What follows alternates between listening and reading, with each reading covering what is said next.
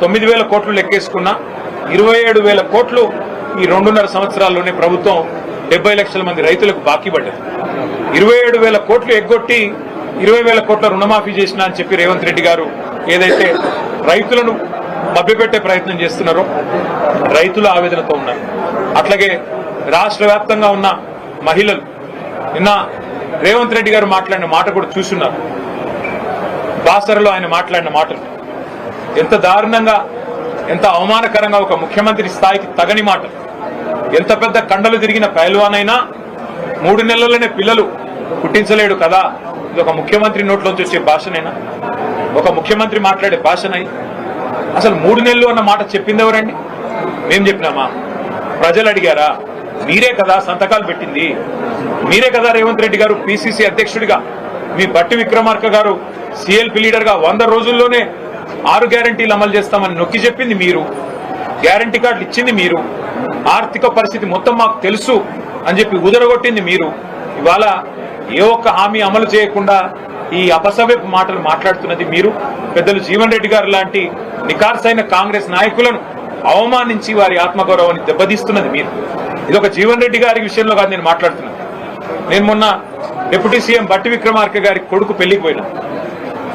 ఒకరు కాదు, ఇద్దరు కాదు, ఒక 100-150 మంది కాంగ్రెస్ కార్యకర్తలు నా చేతిలో చేసి అన్న వచ్చేది మీ ప్రభుత్వమే. అది సందర్భము కాదు, రాజకీయ వేదిక కాదు, ఇంకోటి కాదు. ఎందుకు చెప్తా ఉన్నా అంటే కాంగ్రెస్ పార్టీ కార్యకర్తల ఆక్రోశమే ఇట్లా ఉంటే, సామాన్య కాంగ్రెస్ కార్యకర్తల ఆవేదన ఇట్లా ఉంటే, ఈ రాష్ట్రంలో రైతుల పరిస్థితి, ఈ రాష్ట్రంలో మహిళల పరిస్థితి, ఈ రాష్ట్రంలో పేదల పరిస్థితి, ఈ రాష్ట్రంలో 2 లక్షల ఉద్యోగాలని చెప్పి మీరు మీ చేతిలో మోసపోయిన యువత పరిస్థితి ఏ రకంగా ఉందో మనం అర్థం చేసుకోవచ్చు. సరే, ఇవాళ రేవంత్ రెడ్డి గారు అధికార మత్తులో, అధికారం ఉందనే అహంకారంతో ఇష్టారీతిన మాట్లాడుతుండవచ్చు. పెద్దలను కూడా కేసీఆర్ గారు అయితేనేమి, మరి తెలంగాణ కోసం గట్టిగా, కాంగ్రెస్ పార్టీ కోసం గట్టిగా కొట్లాడిన పెద్దల్ని కూడా అవమానించే తీరులో మాట్లాడుతుండవచ్చు.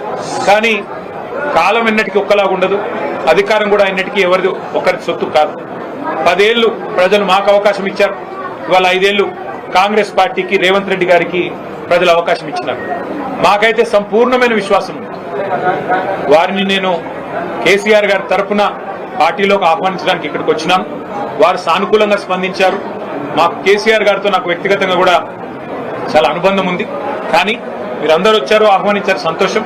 కానీ ఒకసారి నేను కేసీఆర్ గారిని కూడా కలిసి ఈ రాబోయే 2-3 రోజుల్లో నేను నా నిర్ణయం తప్పకుండా చెప్తానని చెప్పి జీవన్ రెడ్డి గారు చెప్పారు. చాలా సంతోషం.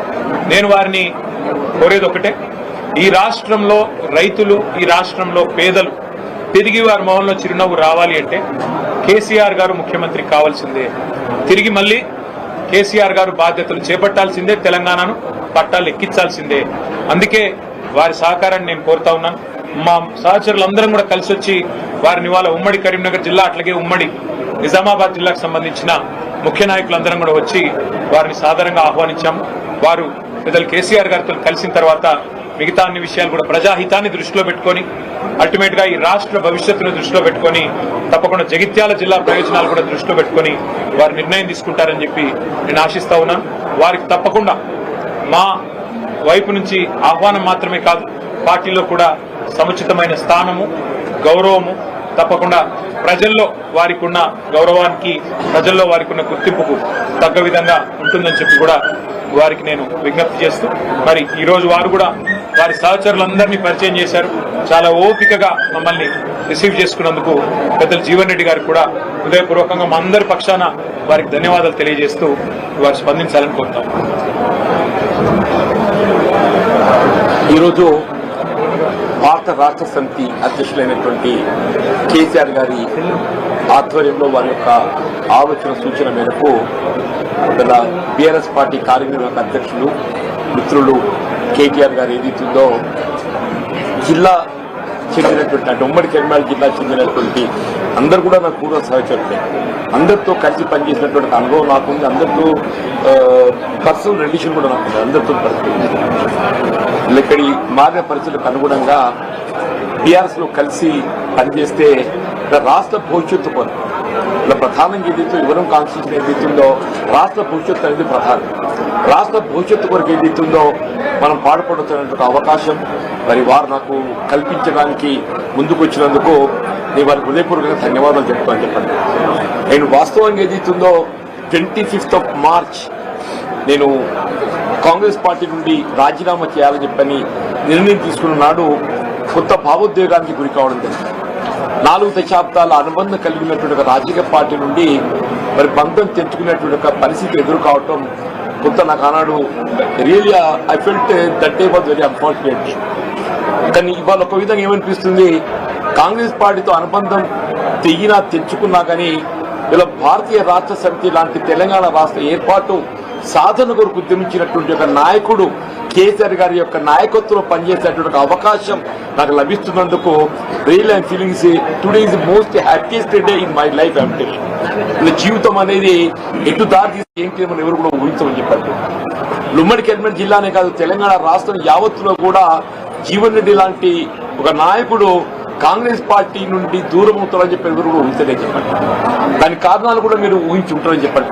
గత 20 మాసాలకి నేను ఏదైతే అంటే ఎదుర్కొంటున్నటువంటి ఒక మానసిక క్షోభ, రాజకీయ పరిస్థితులు అన్ని కూడా తట్టుకొని నిలబడ్డని చెప్పండి.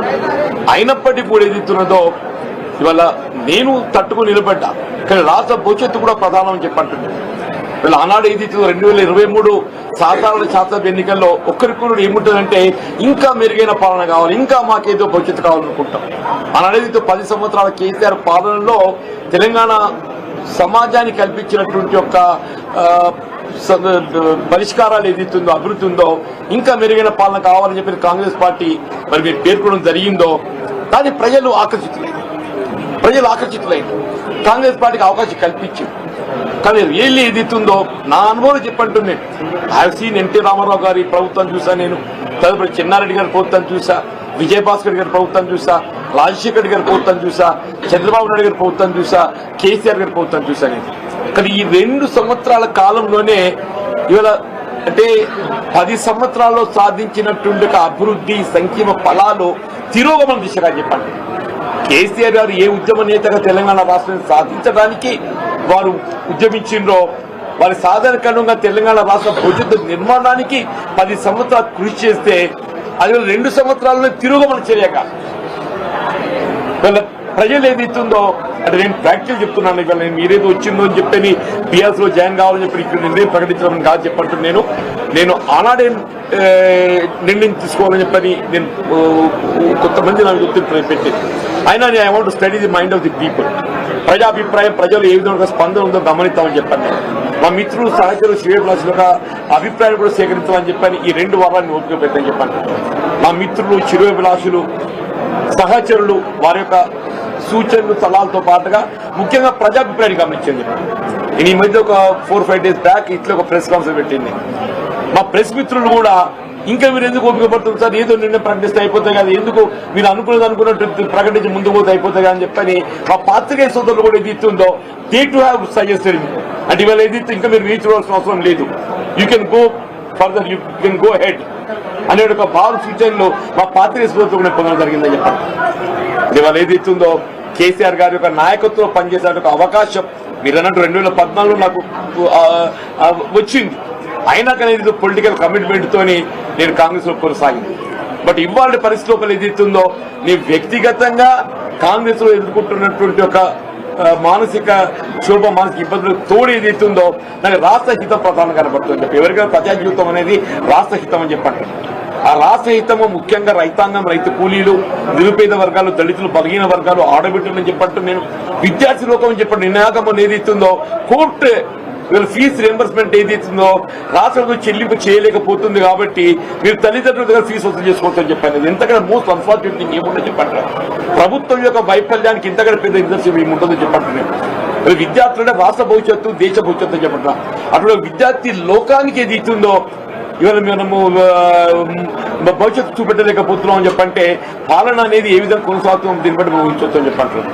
తప్పకుండా ఇవాళ మీరు ఏదైతే ఇంత అంటే really you need not come up to this place నాకు రావాలనేట్టు మీరు రావాల్సినందుకు నిజంగా మీకు అందరికీ మీ మిత్రులకు అందరికీ ముఖ్యంగా ఏతుందో మా మిత్రులు పొప్పులీశ్వర్ గారు వారు ఇక్కడ మంత్రిగా పనిచేసిండ్రు వారితో నేను కలిసి శాసనసభ్యులు పనిచేసిన శాసన మండలి సభ్యులు పనిచేసిన రమణ గారితో కూడా ఏదైతుందో వారు ఎంపీగా ఉన్నప్పుడు నేను ఎమ్మెల్యేగా పనిచేశాను నేను మీ ఇద్దరం కూడా ఏదో చిరకాల మిత్రులము 93 వరకు ఏదో కలిసి పనిచేసినాము only 94 he has deferred with me only 94 he has deferred with me తర్వాత వాడు పార్లమెంట్ ఎన్నికైన తర్వాత ఏదైతుందో ఇవాళ వారి ఏదైతే ఎమ్మెల్యే స్థానం ఖాళీ కావడంతో అక్కడికి వెళ్ళిన ఉప ఎన్నికలు పోటీ చేసే అవకాశం వచ్చింది దట్ ఎలక్షన్ నన్ను కెప్ట్ మీద మొత్తం రాష్ట్ర స్థాయిలో నాయకత్వం నాకు నిలబెట్టింది ఆ ఉప ఎన్నిక అని చెప్పండి ఇక్కడ సోదరు వసంత జడ్పీ చైర్పర్సన్ ఏదైతుందో నేను ఎమ్మెల్యేగా ఉన్నప్పుడు కూడా ఏదైతే ఇంత గౌరవిస్తుంది కదా అని చెప్పంటే మీరు మీటింగ్ రావాలన్నా మీరు వచ్చి మీలాంటి వాళ్ళకి సలహాలు సూచనలు ఇవ్వాలని చెప్పాను every time she use to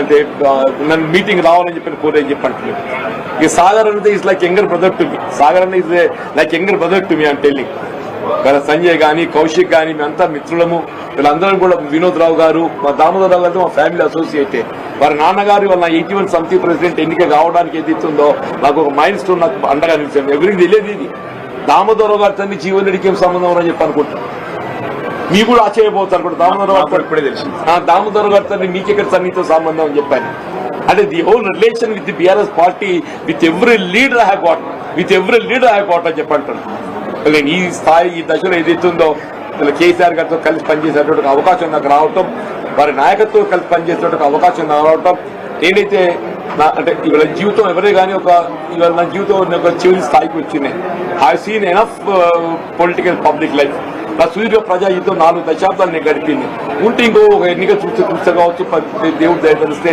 ఎట్టుటో చెప్పలేని చెప్పండి కానీ ఏదైతుందో నా చేసే జీవితం ప్రజా జీతాన్ని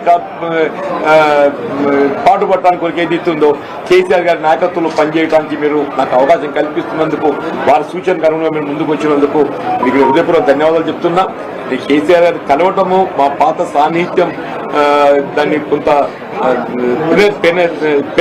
ఎదురు కదా నెమరు వేసుకోవడానికి కొరకు అని చెప్పి అంటారు మా పాత సాన్నిహిత్యం మాత్రం నెమరు వేసుకోవడానికి కొరకు వారికి కలవాలని కోరుతున్నా అంతే తప్ప ఏదైతే పార్టీలో చేరడం అనేది నేను ఆల్రెడీ ఎక్స్ప్రెస్డ్ పార్టీలో బీఆర్ఎస్ చేరుతున్నా అని చెప్పని నేను ఆల్రెడీ ఎక్స్ప్రెస్